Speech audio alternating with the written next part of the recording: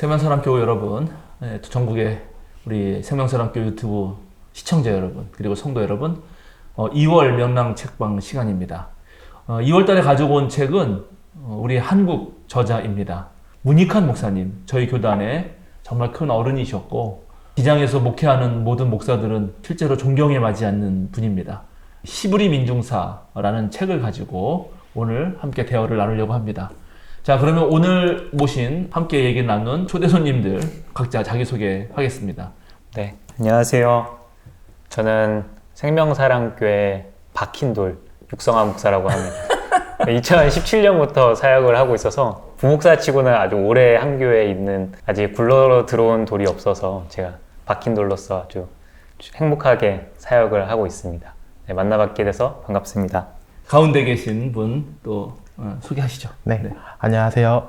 고등학교 때부터 수요사경에 시청하고 이제 생명사랑교회가 한국기독교 장로회 교단이잖아요. 거기 산하신학교인 한신대학교 작년에 입학하고 이제 2학년 올라가게 된 이상훈이라고 합니다. 안녕하세요. 네.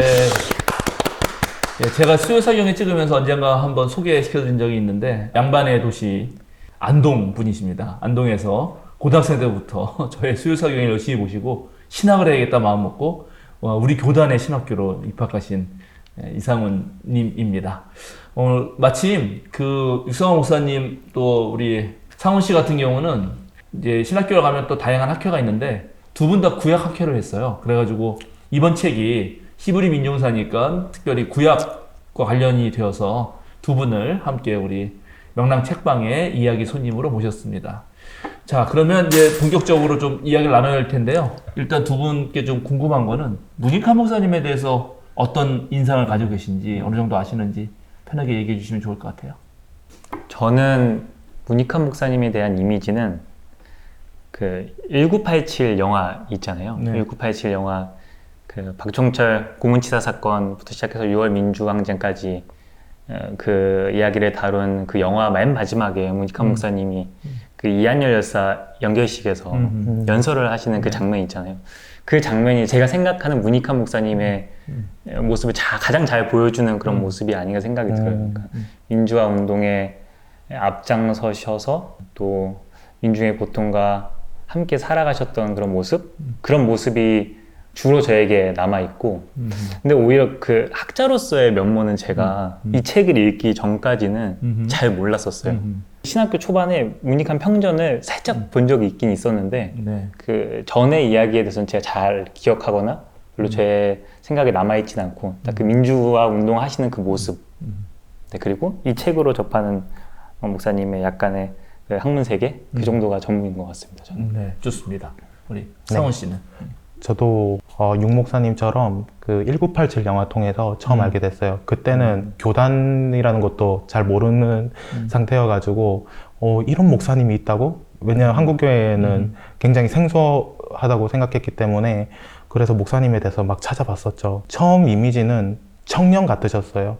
분명히 두루마기를 입고 또 백발이신데도 불구하고 굉장히 젊은 목소리를 내는 분 같았었고 그 이후에는 아마도 윤동주 시인과의 추억을 계속해서 떠올렸던 것 같아요. 그리고 문익환 목사님은 그 공동번역 성경에도 구약 시편 번역하신 걸로 알고 있고 윤동주 시인의 영향을 받아서 그런지 목사님 또 시편을 정말 우리 말에 맞게 진짜 시 같다라는 생각이 들었었어요. 그리고 히브리 민중사도 읽어봤지만은 이게 신학 서적 같기도 한데 굉장히 장편 시를 읽는 기분이었었어요. 그렇군요. 그거는 두 분 다 지금 문익환 목사님은 어쨌든 영화를 통해서 네, 그렇군요. 저는 문익환 목사님을 사실은 뉴스를 통해서 알았죠. 1989년에 북한 가신 그 뉴스가 나왔고 제가 그때 고등학생이었는데 그때까지도 저는 사실 문익환 목사님을 잘 알지는 못했어요. 저도 그때 이런 목사님이 계시구나. 그 뒤로는 이제 당연히 공부하면서 우리 교단의 다양한 이제 활동에 참여하면서 문익환 목사님의 아주 족적들을 차근차근 이렇게 알게 됩니다. 특별히 이 이한열 열사 그 돌아가셨을 때 그 장례식 마지막 조문이셨죠. 조문하실 때 그동안 죽었던 그런 민주화 열사들의 이름을 다 부르셨는데 그렇게 하신 데는 어떤 의미가 또 있냐면은 사실 문익환 목사님이 이제 계속 민주화 운동, 통일 운동 그렇게 하시고 나서 대학생, 총학생회가 부르는 데는 다 가셔서 연설하셨거든요. 왜냐하면 젊은이들이 이 나라를 올바로 세우게 하는 것에 큰 뜻을 두셨기 때문에. 그런데 그렇게 하는 자리에서도 학생이 죽곤 했어요. 문익환 목사님이 그런 것에 대한 좀 자책감 또는 그런 고민이 많으셨거든요. 사실은 젊은이들을 올바로 살리려고 하는 거고 민족의 역사를 올바로 이끌려고 하신 건데 이제 젊은이들은 또 워낙 그 열정이 넘치니까 자신의 몸을 불살라서 투신하는 것을 보시고 그런 감정들 같은 것들이 다 이제 마음속에 담기는 거고. 그리고 사실은 이제 문익환 목사님이라 그럴 때 우리가 뭐라고 불러야 되나? 일단 목사님, 시인, 시인, 그 다음에 뭐 제야 운동가, 교수. 그렇죠? 네, 그렇죠. 교수, 신학자, 그리고 통일 운동가, 뭐로 불러도 다 되는. 예, 그렇죠. 그런데 이제 실제적으로 제야 운동 하시게 된 거는 순전히 장준환 선생님 죽음이에요. 예, 장준환 선생님이 이제 사실은 뭐 살해당한 거죠. 이 뒷머리에 망치 같은 걸로 맞아서 구멍 뻥 뚫린 게 드러났잖아요. 그러니까는 75년대 돌아가시고 나서 문익환 목사님이 오셔서 펑펑 우셨다는 거야. 장준하가 죽어서, 장준하 죽어서 그러면서 계속 우셨고, 그러면서 장준하 선생님 사진을 방에 걸어놨는데 장준하가 말했다는 거예요. 이제 네가 해야지. 근데 왜 그러냐면 문익환 목사님이 나중에 한신대를 졸업하시고 그리고 그때 복음동주회라는 걸 만들어요. 거기 안병구도 있고 거기에 장준하도 있습니다. 그러니까 거의 평생 친구예요. 그런 사람 하나가 죽고 나니까 그 일을 역사적 소명을 감당하신 거고 그리고 70년에 전태일이 죽었잖아요. 그럴 때 한참 또 우리나라의 민족신학적인 분위기가 생기고 그리고 이제 이 박정희의 그 독재는 갈수록 심해지고 그런 상황에서 장준하가 죽은 거란 말이죠. 그러니까 이제 문익환 목사님이 당연히 사회적으로 나설 수밖에 없었고 자, 근데 바로 그렇게 열심히 공부하신 분이었고 오늘 민중사 또 하기로 했으니까요. 자, 그러면 책을 읽으시면서 뭐 전체적인 느낌, 소감 이런 거 한번 나눠볼까요? 요거는 우리 상훈 씨 먼저 네. 해볼까요? 대화하듯이 서술이 돼 있잖아요. 네. 그래서 뭐라 해야 될까? 할아버지한테 옆에 가서 옛날 이야기를 듣는 느낌이었어요. 그래서 우리 선조들은 어땠냐면 하면서 우리 선조들이 깡패였어. 약간 이런 느낌. 네, 우리 선조들이 전쟁진을 위해서 약간 그런 이야기를 들으면서 제가 또 스스로 질문하기도 하고 또 질문하다 보면은 또 가르쳐 주시는 부분도 뒤에서 나오는 것 같고 좀 그런 인상을 많이 받았고요. 또 목사님이 아까 전에도 얘기했지만 시인이라서 그런지 문장마다 뜨거움이 느껴져요. 네, 불타오르는 게 느껴지고 읽는 내내 좀 흥미진진했던 것 같습니다. 네. 좋습니다. 이 목사님은 어떠세요? 네. 일단은 그 민주화 운동에 헌신하셨고 또 통일 운동을 하셨던 그 문익환 목사님의 학문 세계를 맛보게 해줄 수 있는 책이다. 그런 생각이 들었고 저도 역시나 그 구어체로 쭉 써내려가는 것이 읽기 아주 편하고 그리고 뭔가 신학서적 하면 딱딱하고 어렵고 약간 접근하기 두려운 그런 마음들을 내려놓고 편안하게 성경의 이야기를 쭉 살펴볼 수 있는 점에서 그게 되게 좋았던 것 같고 뭔가 구약 성경에 맥을 잡고 싶다 이러한 분들이 입문용으로 들어가도 참 좋은 책이다 이런 생각이 들었고 또 저도 읽으면서 그 문익환 목사님의 그 뜨거운 마음들이 와 닿아서 뭔가 투쟁심 투쟁하면서 함께 나아가야 될 것 같은 그런 마음도 들고 네.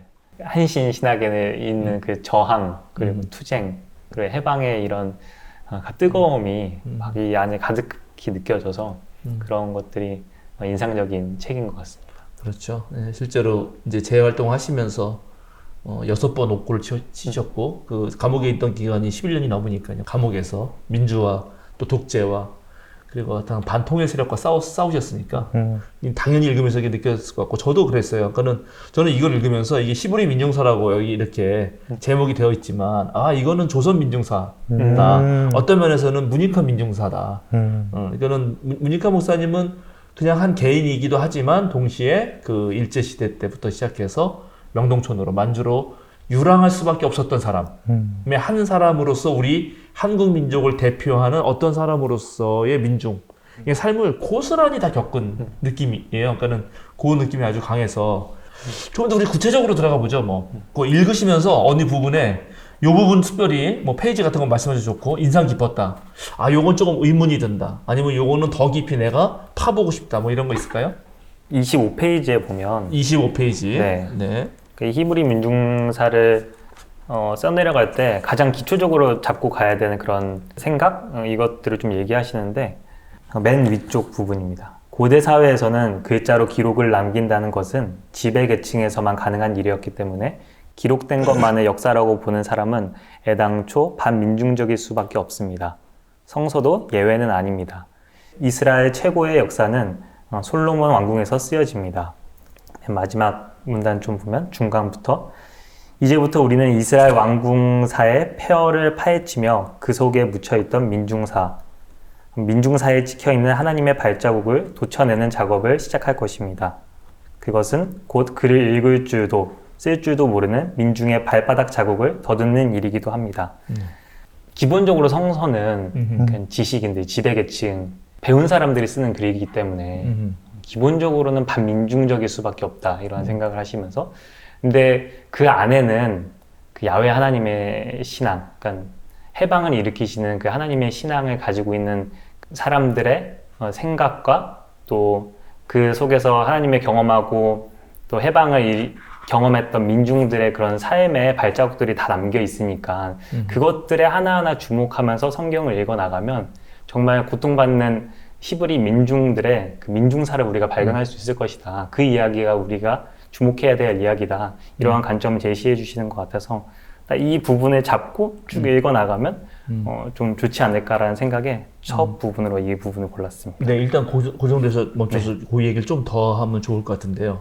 그러니까 책 제목이 일단 히브리 민중사니까, 그죠? 예, 고대 사회에서 민중은 글을 하지 못하는 사람들일 확률이 높고 문맹률이 높으니까 그러면 그 사람들의 삶이 없었느냐? 그건 아니라는 거죠. 그런데 서양 철학과 서양 신학의 역사는 말의 역사인데 그거보다 역시 한국의 민중으로서 또 삶의 밑바닥을 사는 사람으로서의 삶의 얘기를 한다. 그게 아까 구어체랑 통하는 것 같아요. 165페이지 한가운데 보면 결론부터 말하자면 해놓고 예언운동을 뭐라고 말하냐면 예언운동은 해방을 열망하는 억눌린 민중의 힘이 터져 나오는 데서 시작된 겁니다. 이렇게 말을 해요. 그러니까 이건 민중의 어떤 억눌린 삶이 터져 나온다는 거죠. 그리고 우리가 흔히 이제 예언자 하면 저도 그렇게 가르쳤지만 예언자는 하나님 말씀을 대변하는 사람들이다. 그리고 예언자 정식이라 그래서 고 아마르 야훼가 말씀하신다. 이렇게 시작하고 예언자가 말을 하니까 그 말을 늘 중요시 여겼잖아요. 그런데 문익환 목사님 달리 말해요. 이게 너무 재밌는데 168페이지부터 보면 예언자들이라고 하면 흔히들 말씀을 생각하게 됩니다. 앞으로 올 일을 미리 점쳐 말할 수 있는 사람을 예언자라고 생각하기 십상이지요. 물론 예언자가 하는 일 가운데 이 일이 포함되지 않은 건 아닙니다. 어떤 학자는 이 말이 입에 거품을 문다라는 말에서 왔다고 하죠. 입에 거품을 물고 땅바닥을 뒹구는 사람, 이를테면 접신 상태에 빠진 사람이라는 거지요. 어떤 학자는 또 이 말엔 부르심을 받은 사람이라는 뜻이 있다고 풀이합니다. 아무튼 이 말엔 말하는 사람이란 뜻은 없습니다. 이 말을 예언자라고 번역한 것은 구약성서를 헬라어로 번역한 사람들입니다. 해놓고 거기서 이제 쭉 내려가 보면은 이렇게 말합니다. 어찌 보면 말보다 더 중요한지도 모르죠. 그게 뭐냐 하면 몸짓이요 몸부림입니다. 와, 이런 거는 정말 이 문익환 목사님의 예언서를 보는 새로운 시각인 거죠. 모든 학자들이 아마 이렇게 안 가르칠 거예요. 근데 문익환 목사님은 아까 말한 대로 발바닥으로 쓴 그리고 몸부림과 몸짓으로 보여야 된다. 이런 말들이 연결된 거 아닌가 싶네요. 혹시 또 상훈 씨 혹시 감동적인 부분 있나요? 감동적인 부분이요. 같이 그냥 지금 제가 프리스타일로 생각나는 거 말씀드리자면은 212페이지 끝에서 세 번째 줄부터 호세아도 이사야도 여호수아와 같은 뜻을 가진 이름입니다. 이 이름들의 뜻이 구원이라는 것은 알만한 사람은 다 아는 일이지요. 하지만 이 말의 본뜻이 활짝 열린 넓은 공간이라는 건 전문가라야 아는 일이지요. 이건 아마 감옥에 갇혀 본 사람이나 실감하는 일일 겁니다. 갇힌 사람에게 구원은 좁은 공간에서 넓은 자유의 공간으로 나서는 일이거든요. 좁은 갇힌 공간에서 넓은 자유의 공간으로 나서는데 구원은 도움으로 온다는 것이 성서의 가르침입니다. 당해본 사람만이 알 수 있는 것 같아요. 그래서 목사님도 아까 목사님도 말씀하셨던 것처럼 히브리 민중사를 조선 민중사 또 혹은 무익한 민중사라고 얘기할 수 있는 것은 글로써 우리가 보는 게 아니라 행동함으로써 몸짓으로써 우리가 성경을 또 뭐라지 이어갔다고 생각이 들거든요. 그래서 또 이거 보면서 생각이 났던 거는 심영복 선생님이 예전에 하셨던 말씀인데 그 머리 좋은 거보다 마음이 좋은 게 낫고 마음이 좋은 거보다 손이 좋은 게 낫고 손이 좋은 거보다는 발 좋은 게 낫다. 저는 손이 좋은 것까지는 이해를 했어요. 근데 도와주는 것보다 더 좋은 게 뭐지? 했는데 발 좋은 거. 그 사람의 입장이 되어보는 거라는 것이죠. 히브리 민중사는 민중사를 보는 게 아니라 민중사를 체험하는 거구나라는 거를 좀 생각하게 된 것 같아요. 그거 맞아요. 상호 씨 말 들어보면서 느끼는 거는 그러니까 민중의 현장으로 우리가 몸소 발로 가지 않으면은 못 이해한다는 게 있는 거죠. 이제 이거 뒤에 거기 해설에 보면 우리 최영문 목사님 같은 경우가 그러니까 안병무 선생님이 말하는 성서라는 텍스트하고 상황이라는 컨텍스트가 맞물려 엮여 들어가는 것이 제일 중요하는데 히브리 민중사야말로 그걸 제대로 보여주고 있다 이렇게 해설을 하는데 바로 그런 것 같은 거예요. 그러니까 우리 성경 말씀을 읽는 것도 이런 지금 유대교 전통에서 내려오는 이 그리스도교 신앙이라는 게 진짜 무엇인가를 알려면 오늘날 우리가 히브리들이 있는 곳, 지금 민중의 현장으로 발을 옮길 때에만 그 말씀이 이해가 된다. 이제 그런 걸 지금 깨달았다는 거죠. 네. 다른 얘기인데 네. 저희 이영미 효통 목사님께서 작년에 저희 성서인문 가르치실 때 한 학우가 교수님 저 화장실 좀 가도 돼요 얘기한 거예요. 그래서 보내주시면서 이게 구원이야. 화장실 가고 싶을 때 화장실 가는 거죠. 맞아요. 그런 게 구원이지. 네. 그런 거죠. 네. 네, 좋습니다. 좀 더 갈까요? 네.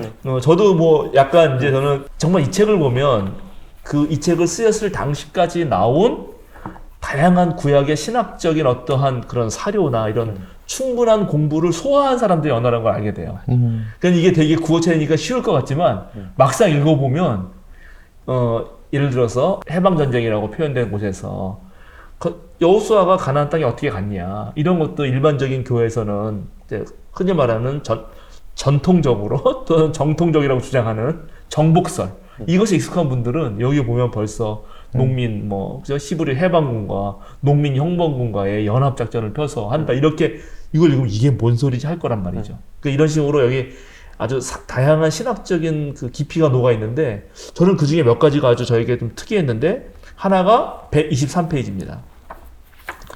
다윗을 얘기하시면서 비극적 인물. 근데 이제 이런 말 한마디도 이게 비극, 이 그리스 문학, 그리스 로마 그 철학, 그때 문화에서의 비극의 중요성 같은 게 있거든요. 문학 양식에. 그래서 거기 비극적 인물이 누구냐가 되게 중요해요. 모든 영웅 이야기에는 비극이 중요한데 그러니까 저는 문익환 목사님이 이런 말 쓸 때도 이게 머릿속에 있다고 생각해요. 그럼 성경에서 그런 비극적 인물 누구냐? 다윗이라고 생각한다는 거예요. 근데 다윗을 얘기하기 전에 비극적 인물로 손길 뿔 사람이 삼손이라는 거야. 그래서 삼손을 더 높게 치거든요, 다윗보다. 왜냐하면 다윗은 나중에 그 왕의 호화로운 생활에 젖어가지고 말로가 좋지 않죠. 근데 삼손은 정말 자기 몸을 다 바쳐서 죽음으로써 딱 끝냈다는 거거든. 그러면서 하는 말씀 같은 게 이런 거예요. 삼손이 나실인이었잖아요. 두 번째 문단에 세 번째 줄 보면 이 아기는 나지르인이 되니 이게 나실인인데 나지르인은 아마 이제 공동 번역에 그렇게 번역했으니까 너는 이제부터 몸을 조심하여 포도주나 소주를 마시지 말고 부정한 것을 일절 먹지 말라. 내가 임신하여 아들을 낳거든 그 머리에 면도칼을 대지 말라는 겁니다. 해놓고 이건 포도주로 대표되는 농경 문화를 거부하는 겁니다. 그러면 이제 이런 것들을 읽을 때 벌써 이게 사회 역사적 관점에서 성경을 어떻게 읽어야 되는가. 개인의 실존적인 내면이 아니라 당시에 예를 들어서 대지주가 땅을 확보하고 노동 집약적인 농업을 펼치면서 임금을 가장 적게 주고 돈을 가장 많이 벌 수 있는 곳이 포도농사라는 배경에서 이런 얘기를 하는 거거든요. 그래 놓고 딱 예를 들어서 민수기 6장이나 예레미야 35장 같은 걸 딱 제시하시는 거죠. 거기 읽어보면 정말 그런 얘기가 있고 그다음에 우리 흔히 아는 다니엘도 그걸 거부했잖아요. 그러니까 포도주 같은 경우는 농경문화, 철저한 지배계급 사회에서 얻는 것으로 가진 자들이 취하면서 그 광기로 취하면서 버리는 그런 향락 문화의 대표적이었다는 것을 보여주는 거죠. 그래서 와, 이 다윗보다 삼선을? 이런 얘기. 그 다음에 또 173페이지 같은 경우 이런 말들은 상당히 제가 생각해보게 만들었어요.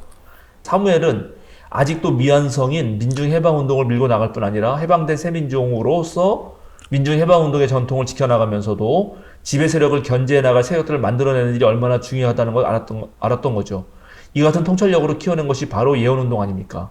끝까지 어용이 될 것을 거부하고 비판권을 포기하지 않으면서 예언자들의 운동을 조직해냈다는 점에서 사무엘을 히브리 민중사에 있어서 두 번째 모세라고 하면 지나치 말일까요? 야, 사무엘이 두 번째 모세다. 이런 거는 이런 책 아니면은 보기가 어려운 거 아닌가. 어쩔 수 없이 왕으로 건너가는 그 과도기 속에서 이걸 견지하는 예언운동을 만들어낸 사람이라면 그건 모세급이다.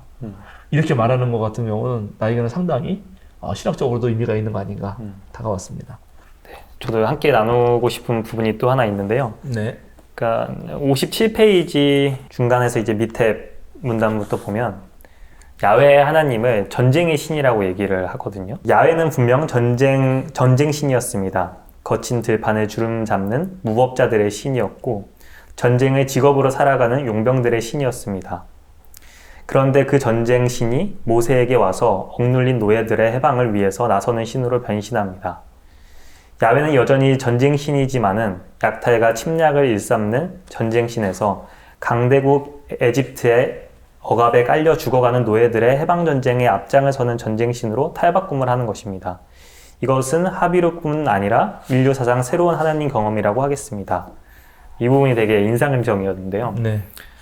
일단 기본적으로 야훼 하나님은 기득권자, 권력자, 또 제국의 신이 아니라 고통받는 합비루, 민중들의 하나님이다 이런 것을 밝히면서 근데 그 하나님이 전쟁의 신이다 라고 같이 얘기를 하거든요.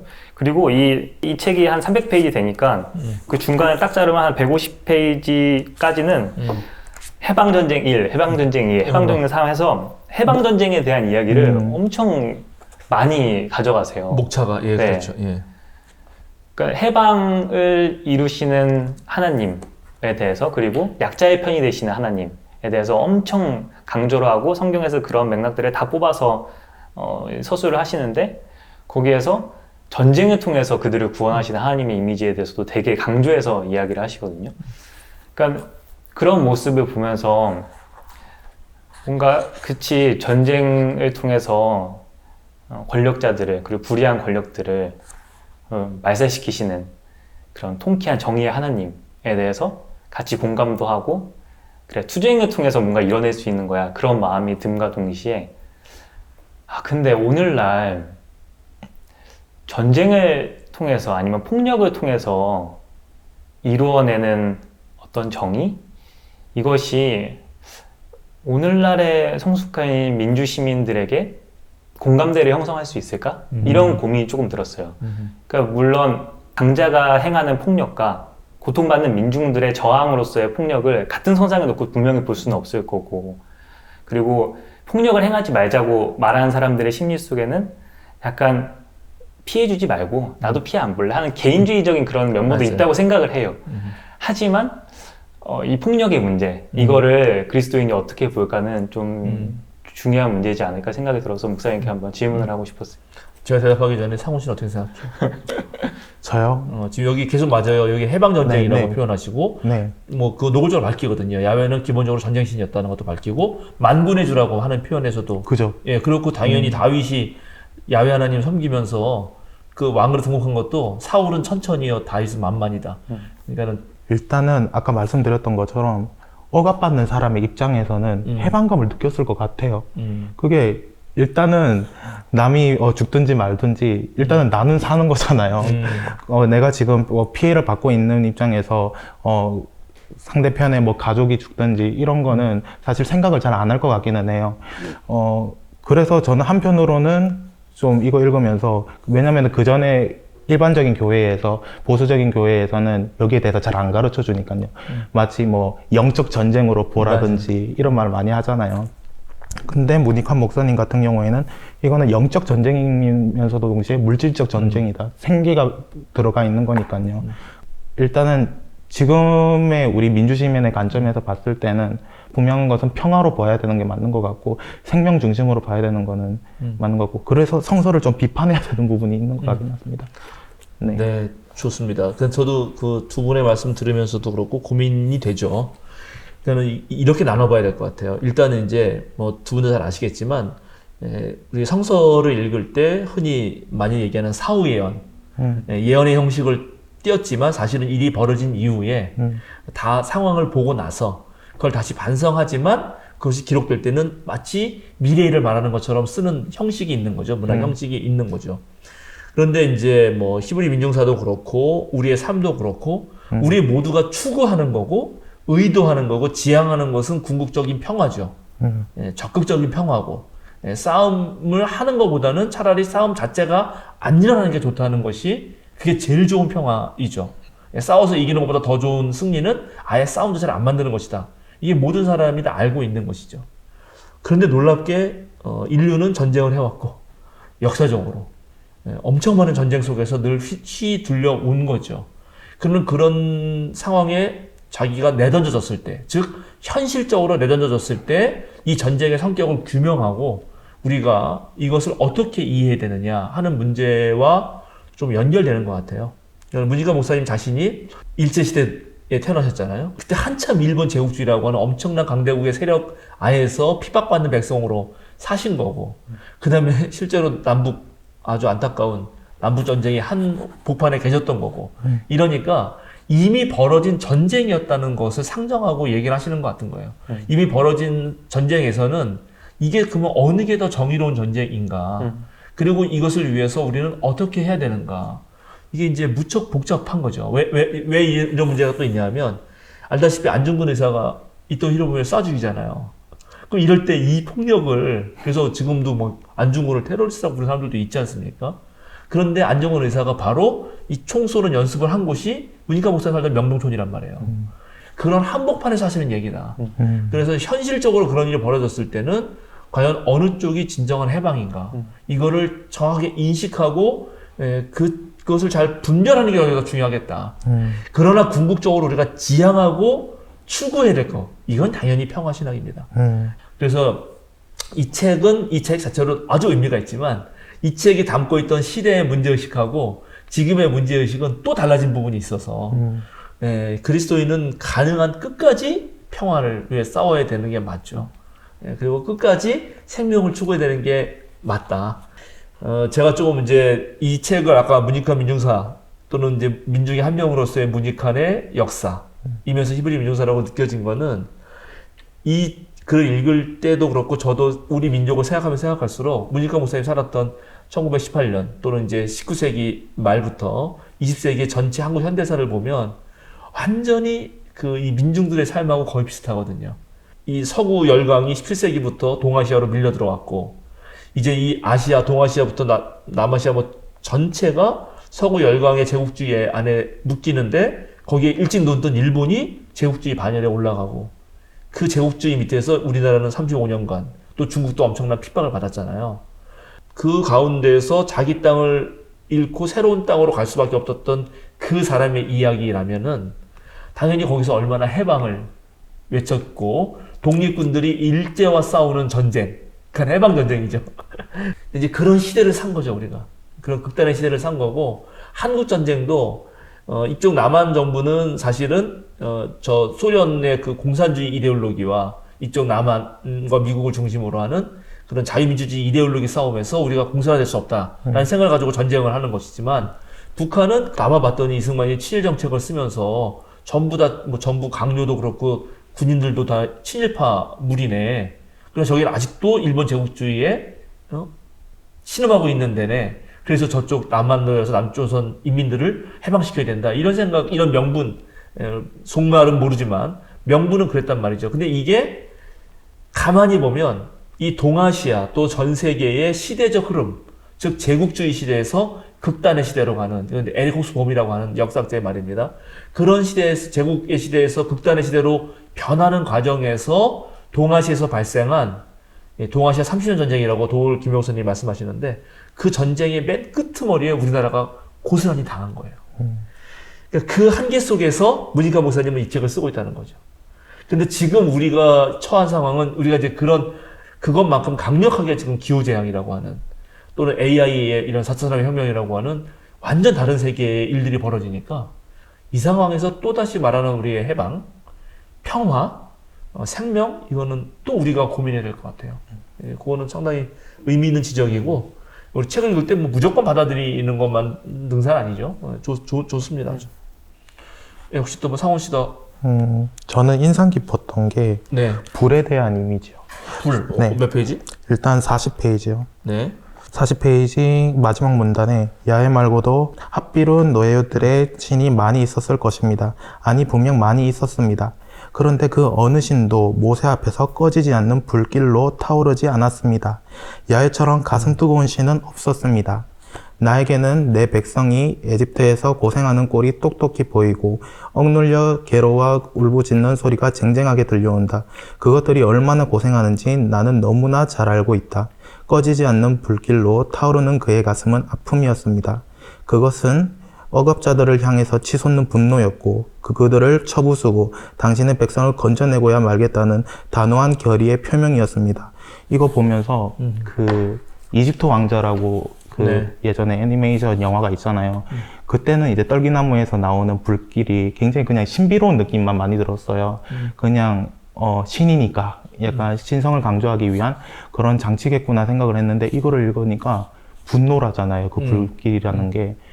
아, 이렇게 읽을 수가 있구나. 또 이것뿐만이 아니라 그 엘리야가 그 갈멜산에서 바알이랑 대결하는 거에서도 야훼 하나님이 그 엘리야의 제물에다가 불을 떨어뜨리잖아요. 거기에서도 분노라고 하는 단어가 나오더라고요.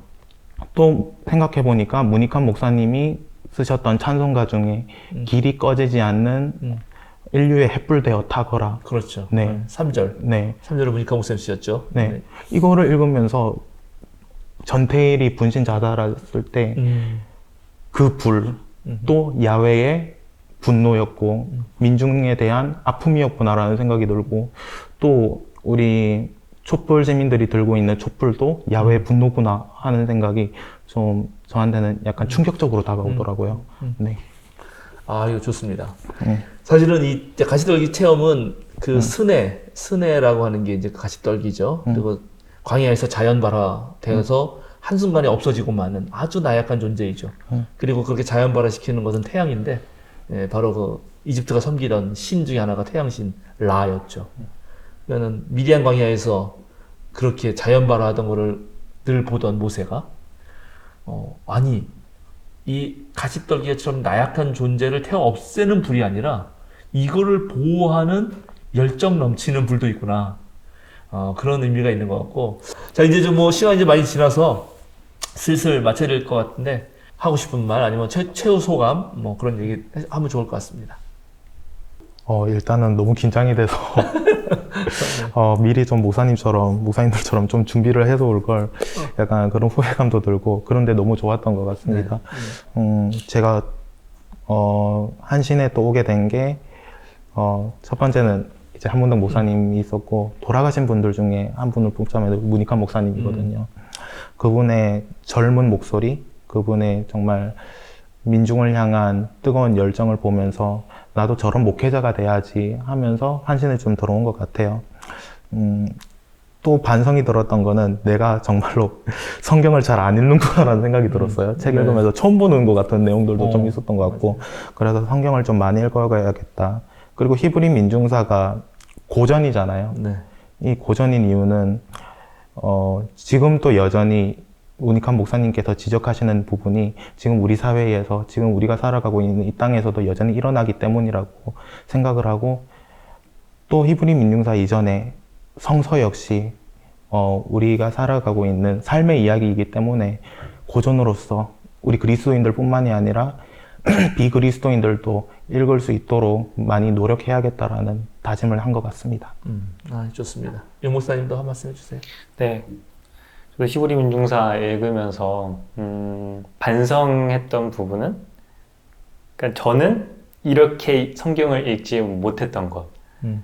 기득권자의 자리, 그리고 권력자들의 자리에서 쓰여진 성경을 그 써내려간 사람들의 자리에서 나도 읽고 있지 않았나라는 그런 좀 반성이 들었고, 문익환 목사님이 이렇게까지 정말 집요하게 성경에서 그런 민중의 발자국들을 발견해서 엮어내시는 것을 보면서 문익환 목사님의 삶의 자리는 진짜 민중 곁에 있는 자리였구나라는 그런 생각도 함께 하게 되었고요. 내가 어느 자리에 있는지를 다시 한번 좀 돌아보게 하는 책이었다. 내가 어느 자리에 서서 나는 성경을 어떻게 읽어야 될까를 충분히 좀 고민하게 하는 책이었다는 생각이 들고요. 이걸 읽으시는 분들은 성경의 이야기가 정말로 민중들의 이야기로만 구성됐을 때 어떤 이야기들이 펼쳐지는지 그런 새로운 감동을 느낄 수 있는 책이라서 좀 함께 마무리하면서 적극 추천하고 싶다, 그런 말씀을 드리고 싶습니다. 좋습니다. 저 사진 하나 가져왔는데 나중에 뭐 편집할 때 잘 나오겠지만 여기에 물론 두 명이 더 있는데 두 분만 잘라서 왔습니다. 문익환 목사님과 윤동주 시인이에요. 이 모자를 보면은 문익환 목사님 모자가 좀 더 삐뚤어졌죠? 쭈글쭈글하고. 근데 원래 이게 윤동주 모자였거든? 사진 찍을 때 윤동주는 멋쟁이여가지고 야, 니 거 나 줘. 내 거 너무 삐뚤어져서 바꿔 쓴 거예요.